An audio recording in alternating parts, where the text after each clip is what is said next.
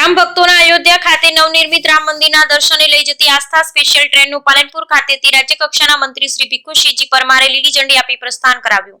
અન્ન અને નાગરિક પુરવઠા તથા સામાજિક ન્યાય અને અધિકારીતા વિભાગના રાજ્ય કક્ષાના મંત્રી શ્રી ભીખુસિંહજી પરમારે આસ્થા સ્પેશિયલ ટ્રેનને રાત્રે 11:55 કલાકે પાલનપુર રેલવે સ્ટેશનથી લીલી ઝંડી આપી પ્રસ્થાન કરાવ્યું। બનાસકાંઠાના અંદાજે 1300 કરતા વધારે યાત્રાળુઓને આસ્થા સ્પેશિયલ ટ્રેન અયોધ્યા ખાતે ભવ્ય શ્રી રામ મંદિરના દર્શને લઈ જવા નીકળતા સમગ્ર રેલવે સ્ટેશન શ્રી રામના જય ઘોષથી ગુંજી ઉઠ્યું હતું। અયોધ્યા છતાં યાત્રાળુ આજ ટ્રેન દ્વારા ભગવાન શ્રી રામના દર્શન કરી પાછા ફરશે। સ્પેશિયલ ટ્રેનમાં યાત્રાળુઓને આઈડી કાર્ડ, ટિકિટ, મુસાફરી કીટ, જમવાનું, નાસ્તો, પાણી, સ્વાસ્થ્ય સુરક્ષા તથા દરેક કોચમાં એક કોચ ઇન્ચાર્જ જેવી વિશેષ સુવિધા ઉપલબ્ધ કરવામાં આવશે।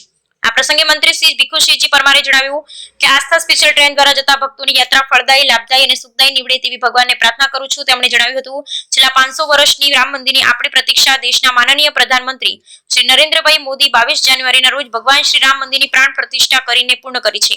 વધુમાં તેમણે જણાવ્યું હતું કે રામ ભક્તોને આ સ્પેશિયલ ટ્રેન દ્વારા પ્રસ્થાન કરાવતા ધન્યતા અનુભવું છું। આ કાર્યક્રમમાં પાલનપુરના ધારાસભ્ય શ્રી અનિકેતભાઈ ઠાકરે અયોધ્યા ખાતે દર્શને જતા સૌ રામ ભક્તોને શુભેચ્છા પાઠવતા જણાવ્યું હતું કે દેશના વડાપ્રધાન શ્રી નરેન્દ્રભાઈ મોદી રામ મંદિરની પ્રાણ પ્રતિષ્ઠા કરતા રામ રાજ્યનો નવો યુગ શરૂ થયો છે। આ પ્રસંગે રાજ્યસભા પૂર્વ સાંસદ શ્રી દિનેશચંદ્ર અનાવાડીએ જણાવ્યું હતું કે વર્ષોથી હિન્દુ આસ્થાનું કેન્દ્ર ભગવાન શ્રી રામના ભવ્ય મંદિરનું નિર્માણ આપણા વડાપ્રધાન શ્રી મોદી સાહેબના કર કમલો દ્વારા પ્રાણ પ્રતિષ્ઠાના ભાગરૂપે થઈ રહ્યું છે અને દેશમાંથી કરોડો ભક્તો જઈ રહ્યા છે। ત્યારે બનાસકાંઠામાંથી પણ હજારો લોકો ભગવાન શ્રી રામના દર્શને જઈ રહ્યા છે। તેમણે સર્વેની સુખ, શાંતિ અને સમૃદ્ધિ માટે સમગ્ર બનાસકાંઠા વતી પ્રાર્થના કરી હતી।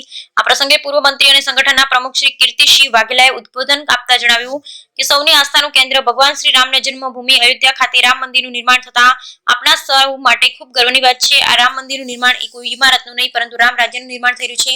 આ પ્રસંગે પ્રદેશ ઉપાધ્યક્ષ શ્રી નંદાજી ઠાકોર, પૂર્વ ધારાસભ્ય શ્રીમતી રેખાબેન ખાણેસા, આસ્થા સ્પેશિયલ ટ્રેનના ઉત્તર ઝોન ઇન્ચાર્જ શ્રી ભરતભાઈ આર્ય સહિત પદાધિકારી, રેલવેના ઉચ્ચ અધિકારી, પાલનપુર નગરપાલિકા પ્રમુખ શ્રી ચિમનભાઈ સોલંકી તથા મોટી સંખ્યામાં રામ ભક્તો ઉપસ્થિત રહ્યા હતા। Bureau report Ramjibhai Raigor, crime patrolling bureau chief, Banaskantha. અને ઘણા સમયથી ભગવાન શ્રી રામ તંબુમાં બિરાજમાન હતા। આપણા સમગ્ર ભારતવાસીઓની જે ઇંતજારી હતી અને મોદી સાહેબ 2014ની અંદર જ્યારે વડાપ્રધાન બન્યા ત્યારે એમને કીધું હતું કે રામનું મંદિર આપણે બનાવીશું। આપણા બધાની જે ઉત્કંઠતા હતી એનો અંત આવ્યો અને 22મી જાન્યુઆરીના રોજ આપણા વડાપ્રધાનશ્રીના હસ્તે